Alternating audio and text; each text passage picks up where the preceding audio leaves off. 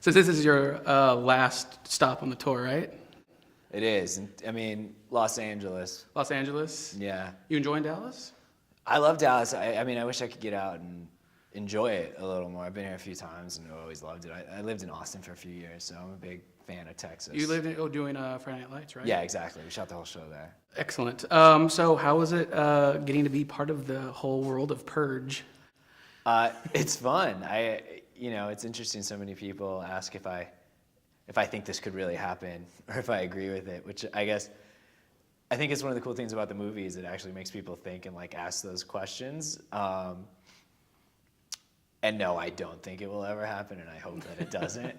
But well, when you got like offered the role, were you just like, yes? Like, I was like, this is the greatest thing that's ever happened to me.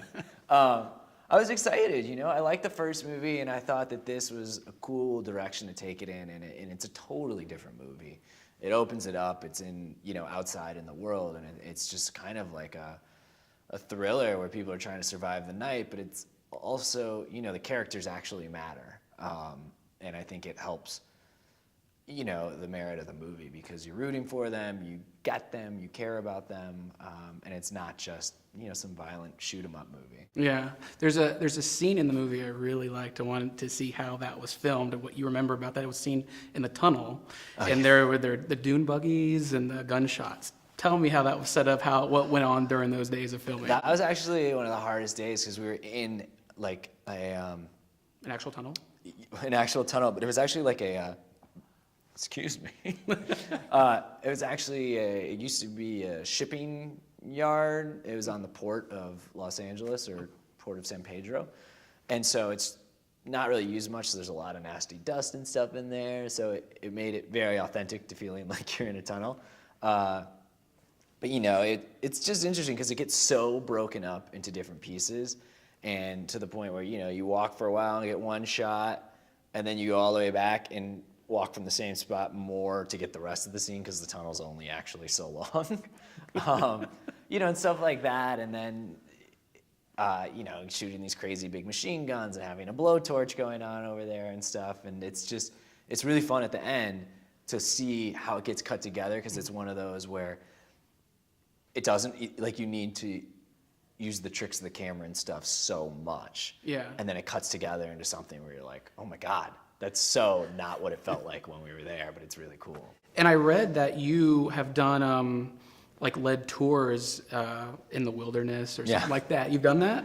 Yeah, I used to, for several years, I led backpacking trips for high school kids, so I'd take kids out for weeks on end. So you're a survivor. You can survive. I can survive. I think, in the zombie apocalypse or whatever, I'll be all right. So what's your go-to weapon in a Purge-like situation? What's your two go-to weapons? My feet. Your feet? I'll run. Run. So you don't want to take part in it, you just want to... I don't really want to take part in anything.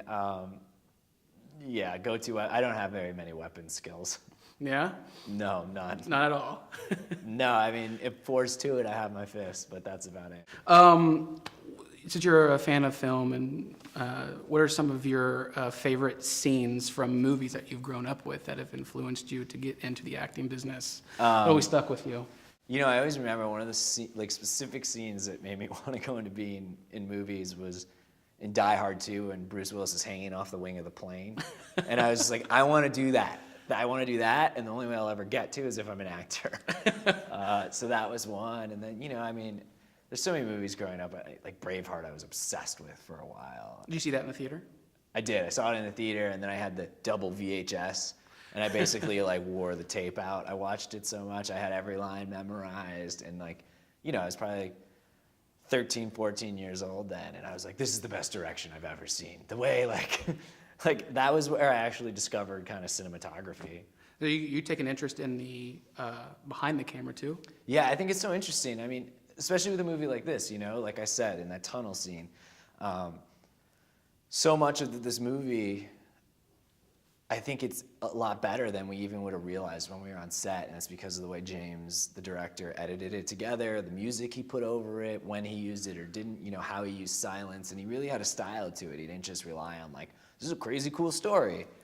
He definitely made the way he told the story was very thought out. Yeah, and I liked how seeing the different types of people that were out there, who were going to the Purge. Like there was the snipers, there were the Right. people in the parks with axes, and there Exactly. was people in the 18-wheelers. You know, it was an interesting way, and you just think it makes you think that if this happens, I wonder if that would be like that. Everybody would come to the city just to do that. Yeah, I mean, I remember at the beginning, he was saying movies he kept referencing, and in a like obtuse way, were like The Warriors or Escape from New York. And when you hear that, you're like, oh, I totally get the like similarities there. And it's, it just, he found a way to make this scene that's very far-fetched feel very real, which I liked. And I didn't think he glorified it. I think he showed how gritty and awful it would be as opposed to, isn't this crazy and cool? Yeah. And you've done a couple of other horror movies before too, right? Yeah, a couple. One of my first movies was, I guess falls under that umbrella, and then I just did the Devil's Due movie. Yeah. Yeah, which was a lot of fun, but again, That was a found footage one, right? that was a found footage. Yeah, that was cool. Thank you. Yeah, and it was kind of like a new found footage, modern day Rosemary's Baby. Yes. And this is just a completely different movie. So if they're both horror movies, okay, but I mean, they have nothing in common with each other. Is there any other movie or like a remake you want to do that hasn't been done yet that you want to be a part of? Braveheart. Remake Braveheart? What part do you want to play? I want to be William Wallace. I want to be William Wallace. Yeah, come on. Can you do the accent? Can you do the accent here? Yeah, it was something. It'd be like, it's like, could you crush a man with that throw? Aye. Like, go, what him? Excellent. Here's a fun question. What do you wish you could have witnessed that you were born too late for?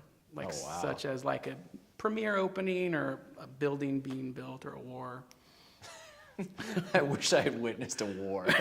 No, definitely not. I mean, there's so many cool things. I think I don't know. I mean, the list is endless. It's kind of hard because you say things like, I mean, if you were to say, like, I wish I could have seen Martin Luther King. Yeah. The downside is then you're living in a time where Martin Luther King was necessary for civil rights. Correct. So I don't really know if I wanted to live in that time. Yeah. So I'd go with some sports things. Some sports things? I'd like to see, like, Walter Payton in his prime or something like that. I think I was a little too young to appreciate it. That's cool.